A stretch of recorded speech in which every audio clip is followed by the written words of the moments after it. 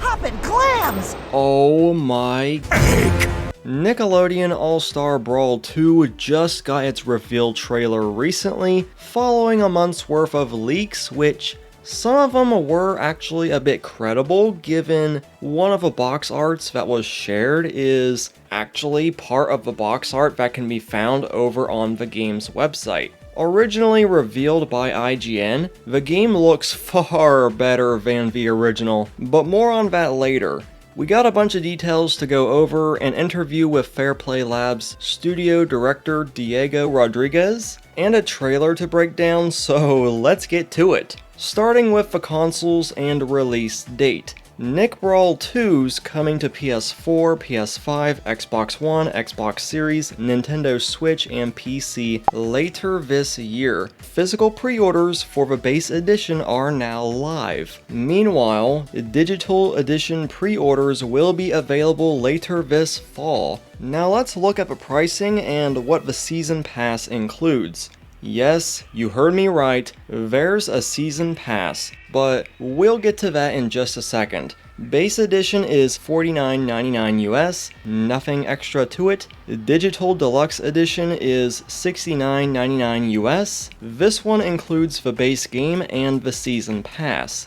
And finally, the Ultimate Edition. This one's $79.99 US, contains everything in the Digital Deluxe Edition, and includes one exclusive costume for each character. As for the Season Pass, it costs $24.99 US, features 4 new characters, costumes, and possibly maps. The Season Pass will be released throughout 2024, but there's a premium SpongeBob costume that'll be available at launch. Still hoping El Tigre, Dudley Puppy, and Tack are included somewhere, but hey, more characters, all of which being fully voiced from the get-go, is always a good thing. Especially since it appears that we'll be getting all the same fighters from the first game and its accompanying DLC, which thankfully includes Jenny Wakeman from My Life as a Teenage Robot, which I'm very glad they're keeping this particular train going, especially with the series' 20th anniversary.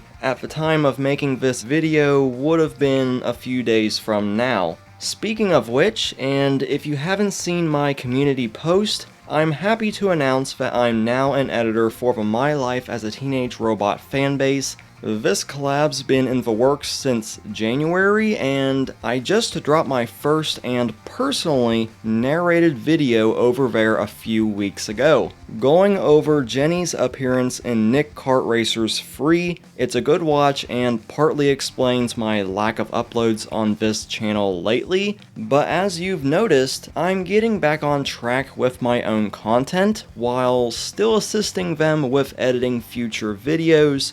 Just not much on the narration side of things, because let's face it, I got my own content to record and that is already enough to deal with. But yeah, they're great people who do what they can to keep the show's memory alive, so I'm glad to be part of the crew. And if you enjoy Teenage Robot, go show them some love if you haven't already.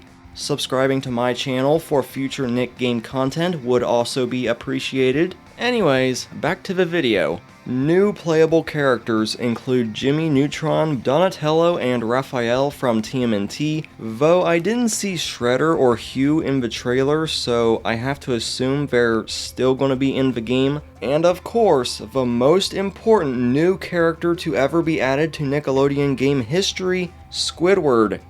Oh, okay. This actually caught me off guard, but at the same time, I really should have expected this, given this particular meme appeared in Rehydrated. Oh, why? Outside of those characters, there will be more fighters to be announced, I assume as part of the base roster and separate from the Battle Pass. which, by the way, there is plans to support the game long after the season pass ends. That's according to the aforementioned Polygon interview. Every character has brand new movesets including horizontal attacks, defensive rolls and dodges, and supers, which can deal devastating blows to opponents. I think these are essentially the Nick Brawl version of Smash Bros. Final Smashes. So far, there's no footage of these supers in action unless the disturbingly handsome Squidward counts as one, but there is going to be a meter system that introduces a more in-depth system to the game. Using this meter can modify attacks, do ultimates, boost damage, slime cancel, and much more unique stuff. Whether or not this is going to be used to activate supers, I'm not sure yet. Also worth mentioning that the game now uses analog inputs rather than digital ones, making for a much smoother experience. I actually did not know that about the first game, but this is great. Also, there's going to be full crossplay, utilizing enhanced netcode for consoles and PC, assumingly at launch with updated lobby systems to boot. This is all part of what Diego calls an entirely new game, cause almost every single aspect of the first game was changed for the sequel, in both big and small ways. Some of those include new and revamped visuals, audio, animations, modes, stages, mechanics, taunts, and movesets, competitively tuned for all levels of play. In regards to revamped visuals, it's actually quite impressive. Characters like SpongeBob are more expressive thanks to these new models. Although Jenny's is a bit off in this frame, but I'd imagine that'll be addressed before launch. Even some of the older stages, like the Flying Dutchman's ship, received some changes like a new backdrop, color tone, and an updated Dutchman model. Overall, making everything much nicer to look at, and it's definitely apparent that the budget was way higher this time. Oh, there's a lot more than that. The rest is over there. Circling back to the aforementioned costumes, yes, they are returning, and we did get to see a few of them in the trailer itself. Some of them do carry over from the first game, like SpongeBob's #1 hat from One Crab's Trash. There's a dark suit for April, and Squidward's Band Geek's uniform. I swear if we do not get Sweet Victory, it's mentioned that there will be unlockable rewards, and I'm not sure if costumes will be a part of said unlockables, since it's been said that there will be more costumes. Hopefully that means per character, but it would definitely be a lot more meaningful of a reward than what the first game did, which just had some in-game screenshots, models, and music for the jukebox upon completing arcade mode. Huh?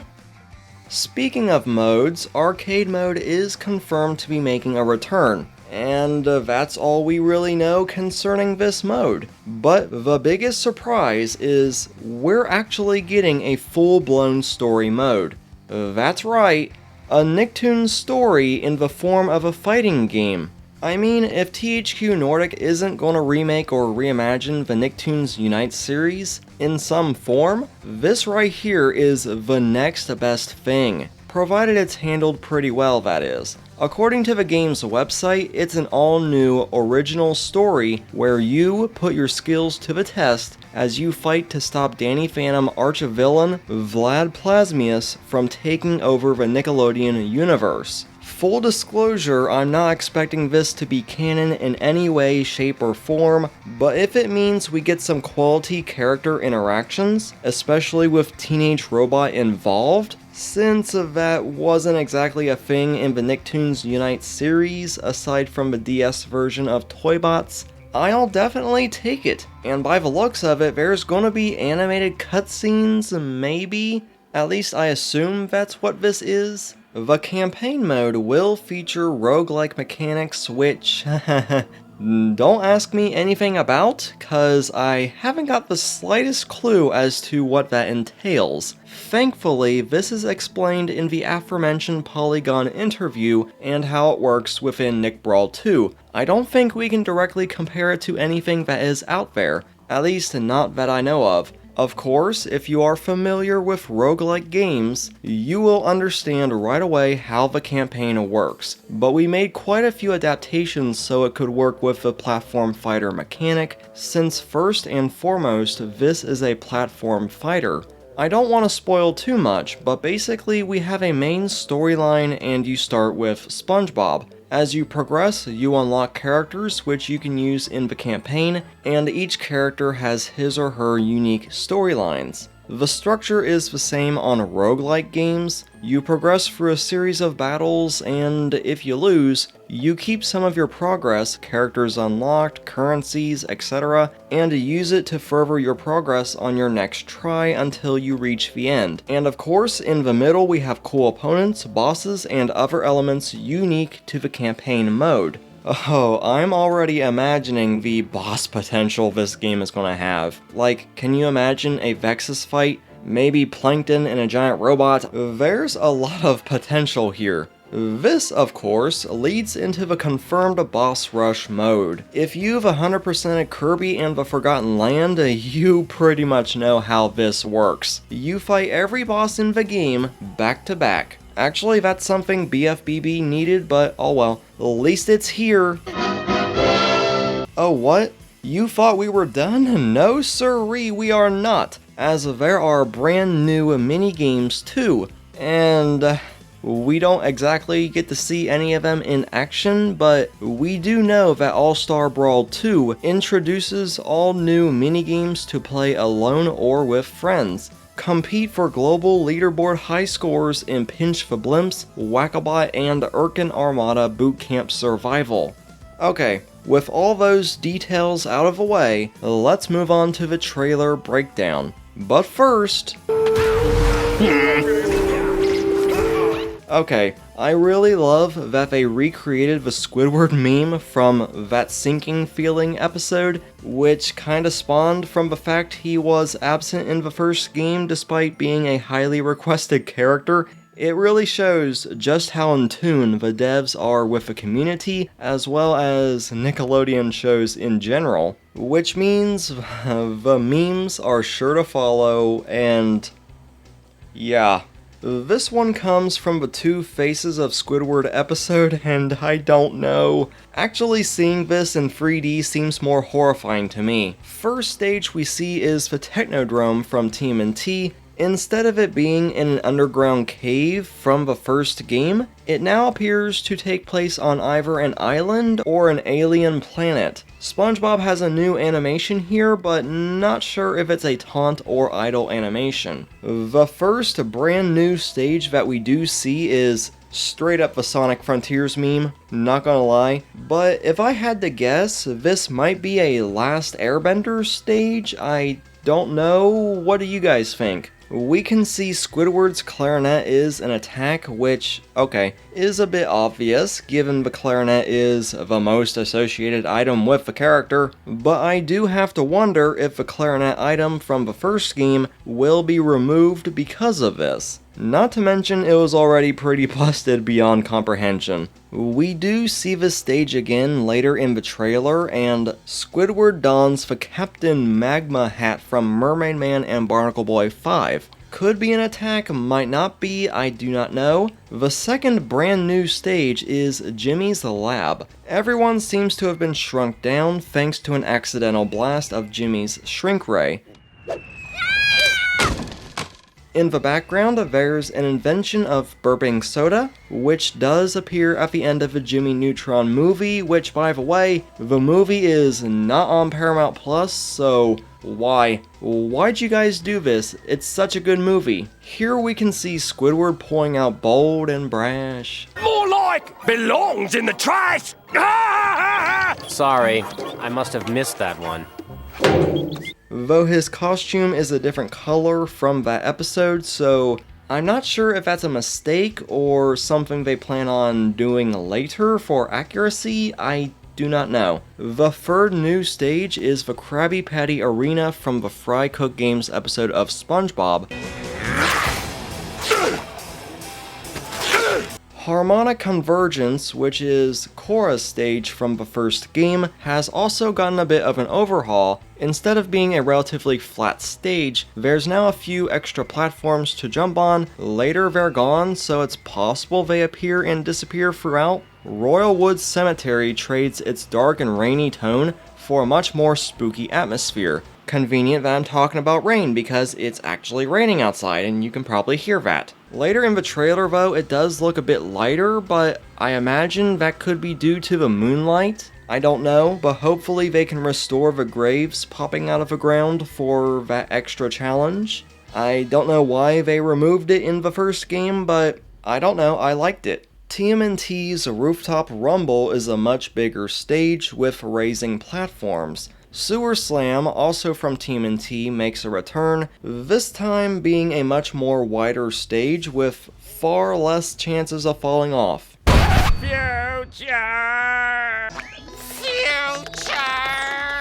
Come on, I gotta mention SB129 here. It's an all-time classic SpongeBob episode. The fourth new stage is a mystery to me, cause I can't point out what show this would be from. There was Reptar Ruins from Rugrats in Kart Racers 3, so maybe that's the jungle level we're looking for? Either way, we see Nigel has a new punching glove attack, which wasn't in the first game, but since all his moves are animal-based, I can see this completely 100% being based off KO the Kangaroo.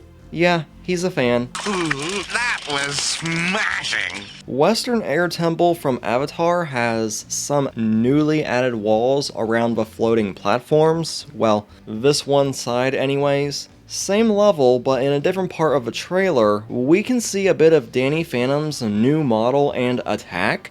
Definitely the best Danny's looked in 3D. Zim's stage definitely feels a lot darker, but I feel like it could be because that ship is in the way, because the level does look a bit lighter later on. Overall looks basically the same in terms of layout. The fifth new stage, and it's very easy to miss, cause it only exists for 1 or 2 frames. I was told that this is from the Loud House movie, yeah I know. And if we're getting a new map, chances are there's a new character attached to that map. Seriously, as if we don't have enough Loud House representation as it is. Now, before the angry mob shows up, I have to make clear that I have not seen the show, nor do I have any interest in doing so whatsoever. Please spare the pitchforks and torches and instead focus on cotton candy, please. I beg of you. Returning to Korra's stage, we can see SpongeBob's improved bubble attack. No doubt the aforementioned meter system has some part to play in that. And speaking of that meter, we do get a very brief look at the meter itself. Not much we can gather there aside from a button combo underneath the meter, which I would assume is used to trigger certain attacks. SpongeBob's also got a new voice line here. Here's a one-way ticket to rock bottom! While this is merely a reference to the Rock Bottom episode, it's not a direct quote by any means, because he never said this. But he would say this, I think. And speaking of voice lines, we do get to hear some of Jenny's from the first game, so nothing new yet. But while on the topic of voice acting, the Polygon interview mentions all voiceover is recorded exclusively for the game. After the character is designed, animated, and integrated, we write down the script for every character. This script includes all moves, general feelings, responses, reactions, campaign, and single-player lines. We try to use lines from the shows or lines that we think the characters would say. After our first pass of the script, a Nickelodeon writer double-checks and adds more lines to the script. After Nickelodeon's approval, it goes into recording. Considering one of the SpongeBob writers had a hand in Cosmic Shake's writing, mostly as an editor so to speak, it is nice to see more of this cooperation between Nick and the developer teams. We see Patrick in Powdered Toast Trouble and looking much better than the first game, might I add. His eyes in the first game kinda bugged me, so I'm glad they addressed that here. His rock is now an attack, which was supposedly leaked back in January, but still pretty cool. And I have full confidence that they'll include the iconic line. Oh, spiders! Spiders! Get them off me! Get them off me! Then we get to Jimmy Neutron's introduction. We see his iconic jetpack, a reference to the first Jimmy Timmy Power Hour, which may or may not be teasing Timmy Turner's eventual appearance. Kinda doubtful, but here's hoping. How did you get in my lab anyway? Give me that! How did you get in my lab anyway? Jimmy's other voice line is from the Jimmy Neutron movie. This will be a night we shan't forget. Gentlemen, this will be a night we shan't easily forget. Again, why is it not on Paramount Plus? I don't understand. Then Jimmy pulls out his also very iconic rocket. Then he proceeds to point it right at Squidward, spoiling himself. He knows he's doomed. And from here, it's mostly just more gameplay, aside from Squidward and Jimmy officially becoming rivals. I find that so hilarious. At the end of the trailer, we do see that characters pop up via portals this time, upon losing a stock life. And finally, here's some screenshots of some taunts over on Twitter. Yes, I'm still calling it Twitter. Shut up. Still no sign of Jenny's stage though, so that's kinda sad, but I'm still hoping it'll be in the game at launch, given Jenny's already been confirmed for the base roster. But with that said everyone, that's I think everything regarding Nick Brawl 2 I could find. If I'm missing anything at all, be sure to let me know down in the comments section below, alongside what you think of the game so far. I'm personally really excited for it. I very much enjoyed the first game, so I can't wait to see more. But when we do, I'll be sure to get another video out ASAP. So be sure to subscribe and hit that bell for more Nick Brawl 2 updates when they happen. But until then, I've been Blue Knight. Thank you guys so much for watching and for the constant support. I really do appreciate it, and I'll see you guys back here next time.